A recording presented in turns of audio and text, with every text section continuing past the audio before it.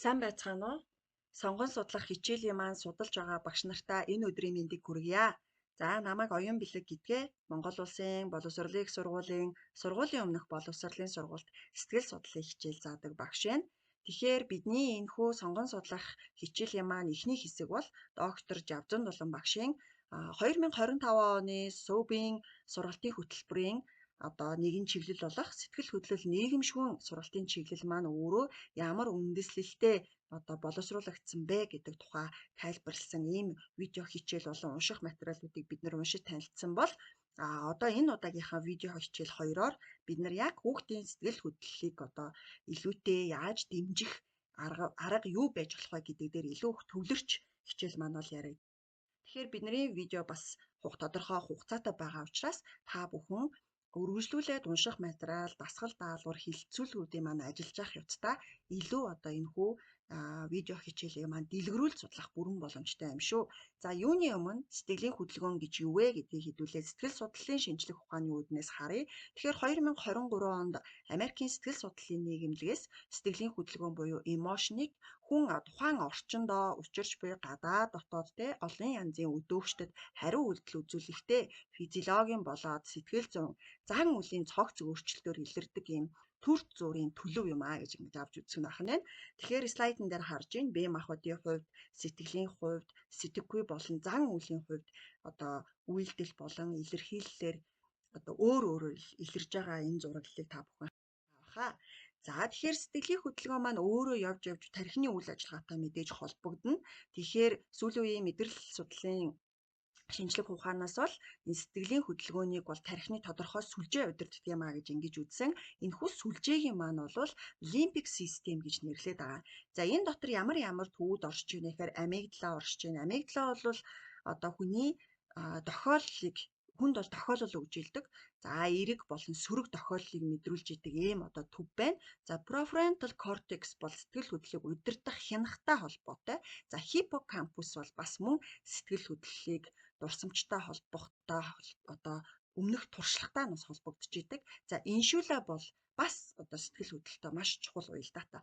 Тэгэхээр энэ сургуулийн өмнөх насны хүүхдийн энэ лимбик систем өөрөө бүрэн гүйцэд боловсроогүй байдагтай холбоотой хүүхдийн сэтгэл хөдлөл их түргэн хүчтэй ийм богино байдаг байх нэ. За тэгэхээр 1970-аад оноос бол сэтгэл судлаач эрдэмтэд бол сэтгэл судлалын онолуудыг бол нэлээд гаргаж боловсруулж ирсэн байдаг. Тэгэхээр энэ Паул Экманы сэтгэл хөдлөлийн онол дээр бол үндсэн эдгээр сэтгэлийн хөдөлгөөнүүд байдаг юм аа.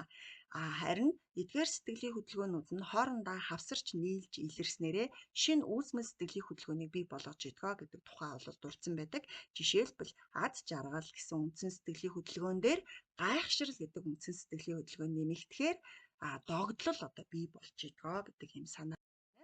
За тэгэхээр хэдүүлээ бидний ажилдаг 6 хүртэлх насны бага насны хүүхдийн сэтгэлийн хөдөлгөөний онцлог яг ямар байдаг вэ гэдэг тухай ярих гэж байна.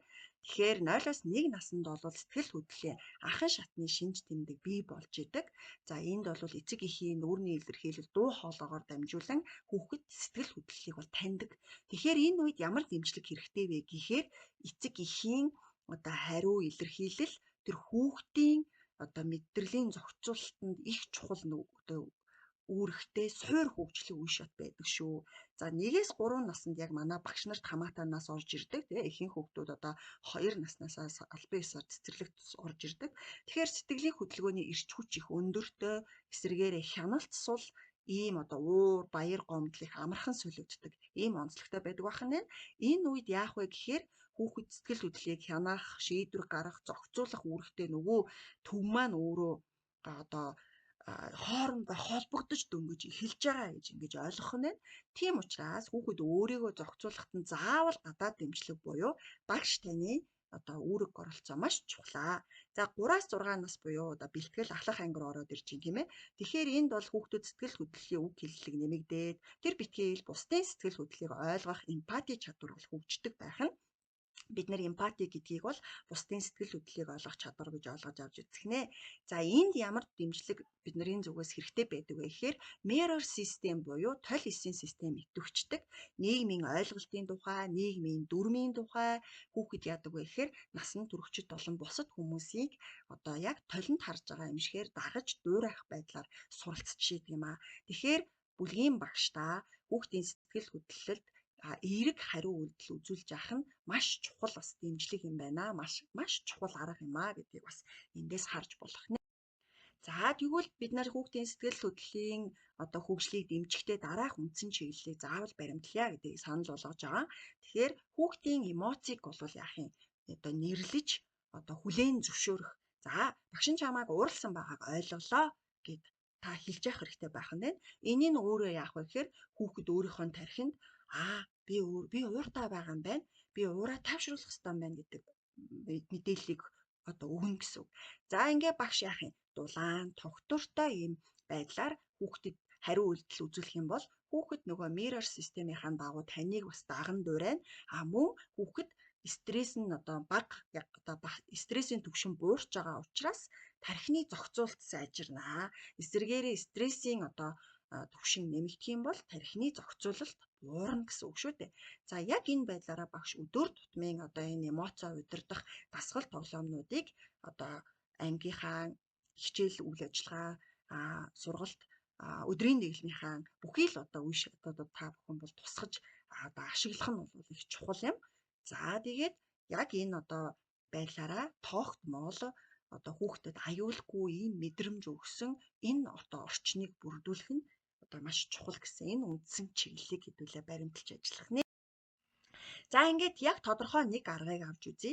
Жишээлбэл хүүхэд их ууртай байна. Тэгвэл багш яг саяны техникээр тийм ээ. За чи их ууртай байна. Тайвшрах хэрэгтэй. За гэд ингээд эхлээд өөрийнх нь бодит нөхцөлийг өөрт нь ойлгуулах нэ. Тэгээд гараа одоо илгэндээ авах буюу хумиж тэврэгнэ. За ингэж хүүхдийг ингэж хийлгүүлснээрээ хүүхэд өөрөө хамгаалагдсан байгаа мэт ийм мэдрэмжийг одоо хүүхдэд өгдөг. За одоо хоёлаа амьсгаагаа зөөлөн аваад зөөлөн гаргая гэдэг энэ дасгалыг багш яах нь 1-2 удаа хийлгүүлэх нэ.